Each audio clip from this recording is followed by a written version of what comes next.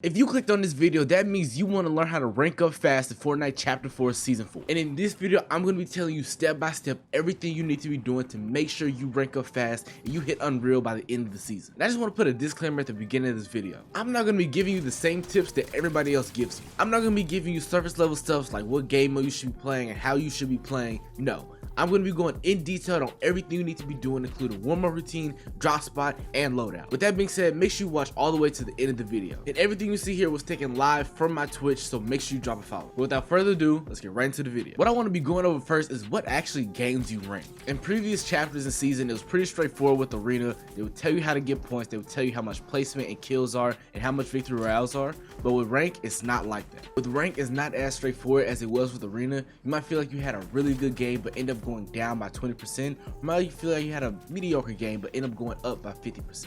It doesn't really make a whole lot of sense. Now, one thing I do think is a little underrated is your rank quest. Your rank quest is that little challenge that pops up at the top left corner of your screen, and it says deal damage to opponent using SMG or deal damage to opponent using a shotgun or something like that. It's usually something easy and simple that you can do probably off spawn, but you don't want to throw away your whole game trying to do your rank quest. Now, doing your rank quest does help you improve your rank, but not by a whole lot, so it's not too important. Another way you can obviously rank up is placement. Just like how it was in Arena, getting to in-game actually gains you more rank. I'm sure a lot of you already know that, but you still continue to die off spawn. I want you to know you don't have to land the new 3 POIs that they put on the map. You can land somewhere low-key. Landing somewhere low-key, looting up, getting shield, getting mats, and then rotating to the bigger POIs is definitely the move.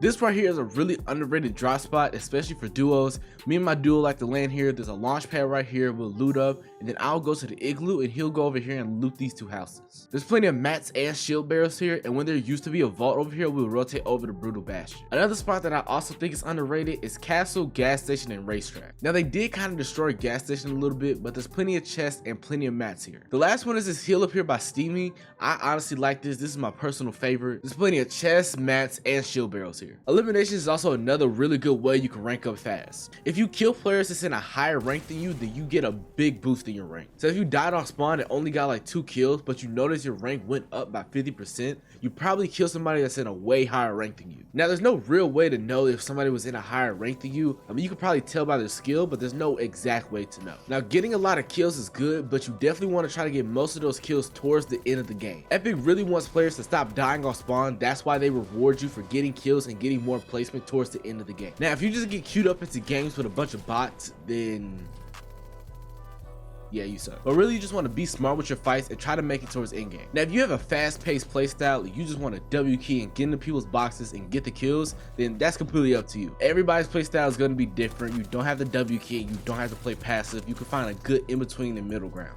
Now, if you're pushing every single fight that you see and you're still ranking up and gaining points, then that's cool. But if you're not, then you might want to switch up your strategy. Now, just understand that ranking up for you isn't going to be the same as ranking up as your favorite pro. We all have our own strengths and weaknesses, so it really just depends on how you play the game. Now, one last thing I want to talk about is that you can't W key, you can't find a good strategy, you can't find a good drop spot and win in-game fights, and you can't get good placement if you suck at the game. I mean, you just got to be real with yourself and admit you probably suck, but it's okay. Look, we gonna fix that. Watch this. Now, I'm heavy on free building, aim training, and doing piece control courses because they actually do help you improve at the game. You can't make it to in-game and survive all spawn fights if your mechanics and your aim is trash. This is an aim trainer made by Don Wozy. It has every type of scenario that you could think of. This aim trainer has been around for a while. I personally love it, so it is really good for helping you improve your aim. Then next, of course, you know I gotta put in the Raiders aim training maps. Raiders has a lot of different maps that's good for mechanics and aim, and you can do both in the same map. These maps have everything. You can work on your peaks, your long range aim, and your piece control. These maps can really make a difference in your gameplay. You can see a big improvement.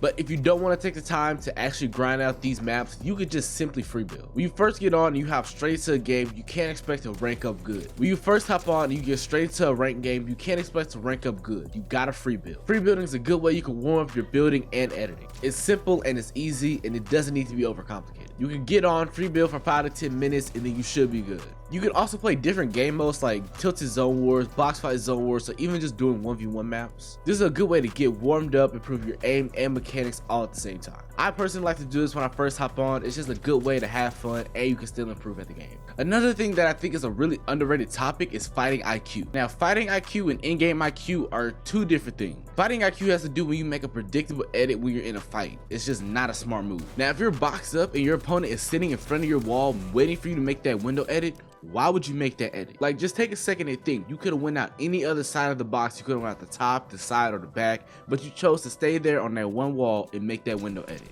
It's just not smart. One way you can get better fighting IQ is just to put yourself in that situation more often. That comes with playing the game more, doing more 1v1s, PGs, box fights, whatever. Then over time, you will learn to be able to predict your opponent and know when they're gonna go, and that can be an easy free kill for you. Now, you can see a lot of pros, they don't do nothing flashy, they're not really mechanical, their aim is pretty basic, but their fighting IQ is the reason why they're so good. Now, if you're able to predict where your opponent's gonna go and full piece them and get that free kill, that can put you way ahead of the meta. You can go watch videos where it's inside the mind of a 3,000 point arena player or something like that. That can get you better fighting IQ. Now, in-game IQ refers to, okay, if zone is over here, then this would be dead side of zone, and this would be hot side of zone where everybody's rotating in from. Or it could be things like, okay, if it's a team over here, it's a team over there, they're gonna fight, and then I can third party. And knowing things like where chests are, where slap barrels are, where launch pads are, those also refer to in-game IQ. The last and final tip is to just have fun and play the game. You don't have to hop on and always want to grind rank. It's okay to have fun with your friends, have fun and creative, and play around. A lot of people that don't play video games a lot say this, but it really is just a game. It's okay to have fun and play around. You don't need to rush and get into Unreal. The season is pretty long this time.